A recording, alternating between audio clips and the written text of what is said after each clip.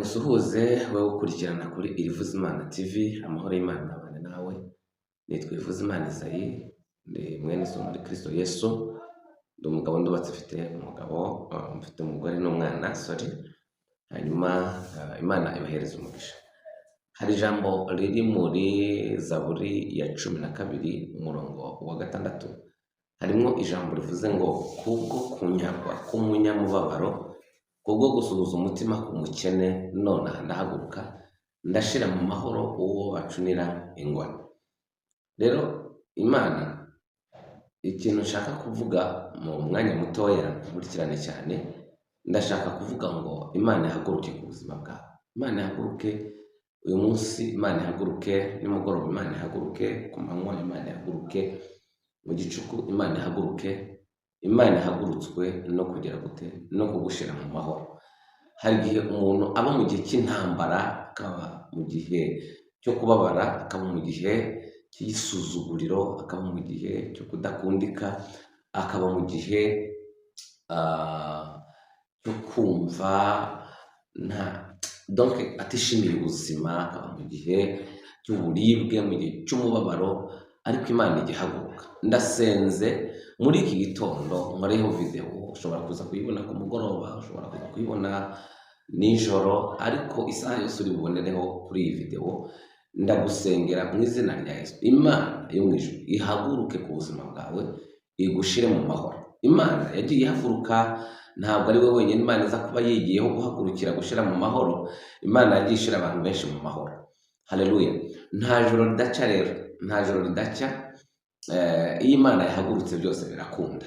Hari ijambo nasomye muri Yohana 5:5, harimo ijambo rivuga ngo hari umuntu wari umaze imyaka 38 ari ku kidendezi cy'i Betsaida arwaye, amerewe nabi. Abantu baramuhevye, abantu baramwinubye, abantu baramujugunye, abantu baramwitaje, ariko igitondo kimwe Yesu ahagurukira kumushyira mu mahoro, aramubwira ngo umva, ikorera uburiri bwawe ugire gute, wigendere. Ndi ku ijambo rivuga ngo Imana ihaguruke ku buzima bwawe, igushire mu mahoro. Kubwo kunyagwa k'umunyamubabaro no gusuhuza umutima ku mukene, none ndahaguruka. Hari igihe kimwe Hana yigeze kubasenga Imana, ariko akayisenga ngo afite umubabaro mwinshi. Asenga ngo Hana ngo yasengana Uwiteka umubabaro mwinshi. Yari afite umubabaro w'iki? Yari afite umubabaro w'ibintu nka bitatu. Icyambere, Hana yari afite umubabaro uterwa no kuba yarashatse nk'uko abandi bose bashaka, ariko abura urubyaro muri urwo rushako cyangwa se muri urwo rugo yari yashatsemo. Agira umubabaro wo kuba amaze igihe inda ye itakira umwana. Ushobora kuba uri muri iryo joro, ariko nkuzaniye ubuhanuzi buvuga ngo Uwiteka ahaguruke ku buzima bwawe, agushire mu mahoro mu izina rya Yesu. Kandi ubyizere, kuko ndi umukozi w'Imana, kuko ndi umwana w'Imana. Ijambo ndimo ndavuga wumve ko ni nkuko twaba turi kumwe, nubwo bivuzwe mu buryo bwa online, ariko ubyakirire mu mbaraga, kuko ntabwo nazanywe kuri kamera no gutera waraza, ahubwo nazanywe kuri kamera no kugira ngo mvuge gukomera kw'Imana, mvuge ineza y'Imana, mvuge gutabara kw'Imana, mvuge imbabazi z'Imana n'urukundo by'Imana. Rero Uwiteka binimayasika ahaguhagurukire, ahagurukijwe no kugushira mu mahoro. Kubwo kunyagwa k'umunyamubabaro, ufite umubabaro w'igihe kirekire, ariko uyu munsi Imana igushire mu mahoro mu izina rya Yesu. Kubwo kunyagwa k'umunyamubabaro, hari ibyo wanyazwe bigushira mu mubabaro, hari ibyo utageraho kandi wari ukwiriye kubigeraho, hari ibyo udasingira kandi wari ukwiriye kubisingira.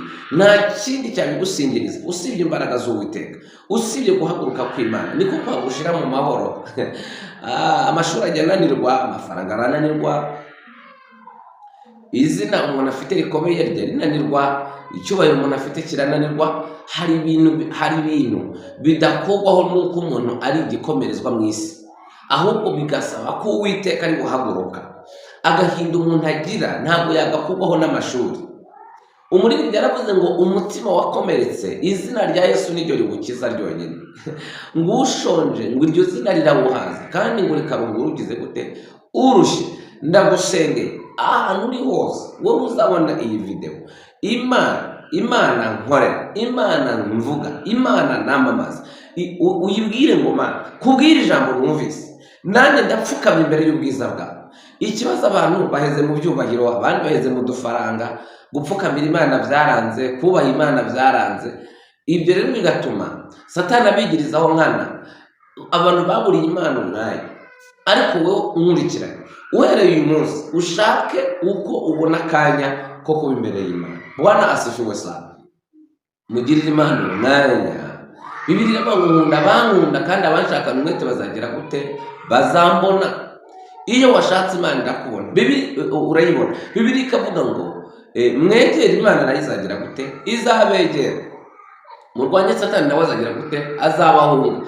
Iyo twegereye Imana, Imana nayo iratwegera. Kandi Imana yatwegereye tuba twegerewe no kubaho, kuko Imana ni ukubaho kwacu. Hari umuririmbyi yaravuze ngo ubuzima bw'inyenyeri Imana yabushize mu isanzure, ubuzima bw'ibimera Imana yabushize mu bitaka, ngo ariko ubuzima bwacu twebwe abantu ngo buri mu Mana. Aravuga ngo nta Mana nta buzima. Donc uyu mwuka duhumeka twawuhawe n'Imana, twawuhawe n'Umuremyi. Iyo uyu mwuka ushize ugasubira ku wawudushizemo biba birangiye. Habe no waba uri kwivuriza mu bihugu bya atura bikomeye, ariko iyo umwuka ushizemo biba bigize gute? Biba birangiye. Rero ndagusengera ahantu uri Imana iguhishurire Yesu, ahantu uri Imana iguhishurire, ikwihishurire. Imana yihishurira abagabo bakomeye, Imana yihishurira abagore bakomeye kuko nabo barahari muri iyi si, Imana yihishurira abasore bakomeye nabo barahari, Imana yihishurira abakobwa bakomeye muri iyi si kuko barahari. Ikwihishurire, ikwereka imbaraga zayo. Imana ifite imbaraga zirenze z'abantu. Imana iri hejuru y'imiraba, Imana iri hejuru y'inyanja, Imana iri hejuru y'ibihe. Imana niyo itegeka ibihe. Ariko umuntu ajya aba mu gihe cyo kutishima, igihe kikagutegekera kubaho udaseka, igihe kikagutegekera kwikura mu bandi. I'm sorry, very sorry. Igihe kikagukura mu bandi bagabo, igihe kikagukura mu bandi bagore, igihe kikagukura mu bandi bakobwa, igihe kikagukura mu bandi basore, kikakubwira ngo iheze gira vuba. Mbibutse ko iyo igihe cyo kuguheza cyakugezeho, cyangwa se igihe cyo kuba mu bihe byo kuba udafite ibyo abantu bagukeneyeho, nabo wari uzi ko muri inshuti urababura. Ariko inshuti, Yesu niwe nshuti nziza izahorana natwe. Umuririmbyi yararirimbye aravuga ngo mu gihe tubuze inshuti tugumane kwizera. Aravuga ngo Yesu niwe nshuti nziza izahorana natwe. Yesu akubera inshuti ihorana nawe. Haleluya. Yesu akubera inshuti ihorana nawe. Yesu akubera Bwana asifiwe sana. Ditando meniasi kadota. Umuririmbyi yararirimbye 277 aravuga ngo gumana nanjye mwami kuko umunsi ukuze, nimbura abandi bose bo kugira gute bo kumfasha, tugumane mwami tugumane. Hari gushobora kuzayo mugahe kuko ubura inshuti, ukaba mugahe kuko ubura abandi bagufasha, ugasigarana na Yesu. Izina ryose waba ufite, hari gushobora kuzafatwa nijoro inshuti zidahari, hari gushobora kuzafatwa mu museso, hari gushobora kuzafatwa nimugoroba, hari gushobora kuzafatwa mu mvura ya yindi abantu batameneramo. Nutaba ufite Yesu hafi yawe, umva isi izakurangira. Niyo mpamvu Imana idusaba kuyiringira mu bintu byose.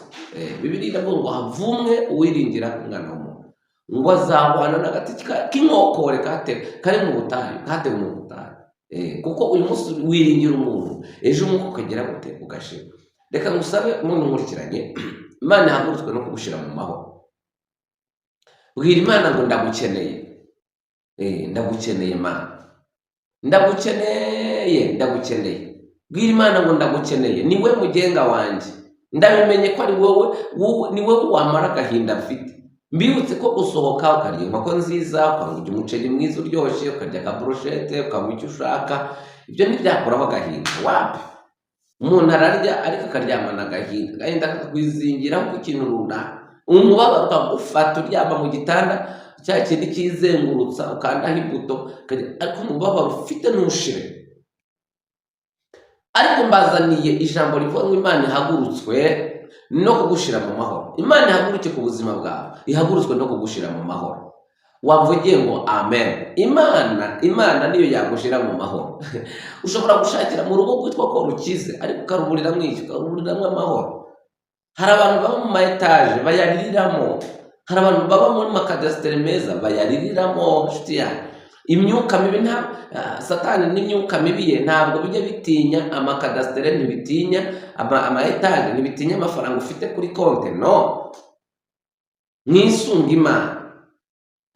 Bantu bitwa ko bafite ubushobozi bigatuma rimwe na rimwe no kuboneka mu materaniro ngo bigorana, ngo muraruhutse, ngo muraryamye, uriyo kujya yo gusenga, ngo njye muri sauna, ngo njye muri siporo, ngo njye muri ibi n'ibi, ukaburira Imana umwanya. Hari igihe uzakenera Imana ntuyibone, ariko wowe uhisemo uyu munsi kubana n'Imana, Imana ihagurutswe no kugushira mu mahoro. Wowe nawe warusanzwe ushaka Imana ukayibonera umwanya, wongereho undi mwanya. Kandi Imana, Bibiliya igivuga mu gitabo cyo Gutegeka 2 mu bice 2, harimo ijambo ribangira ku murongo wa 4 cyangwa wa 6, harimo ijambo rivuga ngo Imana ibwira Mose, imubwira ngo igihe muzengurukiye uwo musozi kirahagije, none nimucyamike. Imana, uwo musozi umaze w'igihe, Imana igutegekere igihe cyo gucyamika mu izina rya Yesu. Wavuze ngo amen.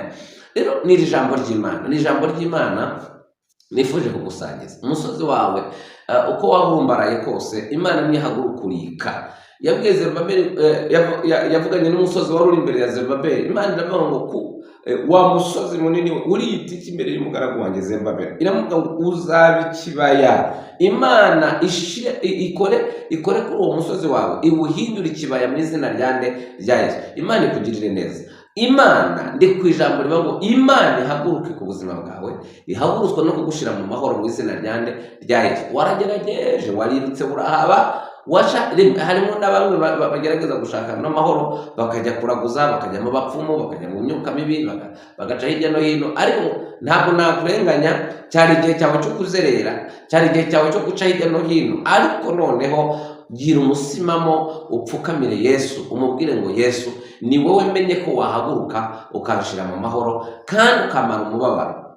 Umuririmbyi yaririmbye wa 60 mu ndirimbo zo gushimisha Imana, aravuga ngo abaremerewe n'ibiruhare tubatangarize ko Imana yabaruhura. Aleluya! Tubahumurize yuko umukiza wacu amara agahinda none wirira. Umwami Yesu amara agahinda, yatanze itangazo wenyine, niwe watangaje ijambo, aravuga ngo mwese abantu barushye namwe abaremerewe nimuze musange nagira gute ndabaruhura. Imana igushire mu karuhuko mu izina rya Yesu. Imana ikugirire neza, Imana ikwiteho, Imana ikuzuze, Imana ikuzure ubugingo bwawe, Imana ibushire mu mahoro.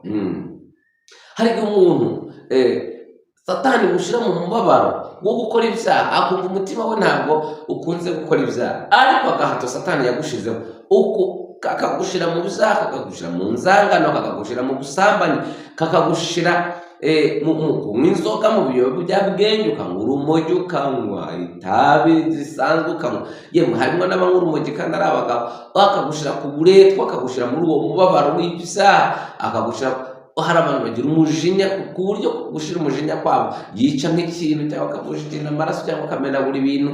Ariko ndagusengeye umwami Yesu ahagurutswe no kugushira mu mahoro. Aho naho nta mahoro ufite, cyane ko ijambo rivuga muri Yesaya 48:21 harimo ijambo rivuga ngo nta mahoro y'umunyabyaha ni Uwiteka agira gute avuga. Imana ihagurutswe no kugushira mu mahoro. Nyemerera dusengane ne kugutindira. Ariko Imana yafashe Hana, Bwana asifiwe. Hana imuremera igitondo cy'amahoro, ihagurutswa no kumushira mu mahoro agahinda yari afite. Nari navuze ngo Hana yari afite umubabaro ugera ku bintu bitatu, ariko nari navuze icya mbere, Hana yari yarashatse ariko abura urubyaro. Icya kabiri, Hana yari afite umuharike we, umugore bamuharitse yitwaga Penina. Guharikwa si ikintu icyo cyonyine cyagutera undi mibabaro, ko washakiye mu rugo ukabona umugabo yakuzaniyeho undi mugore, icyo nacyo wari undi mubabaro wa kabiri. Umubabaro wa gatatu yari afite umubabaro w'uko mukeba we ngo yajyaga amubabaza ndetse ngo akamubabaza cyane.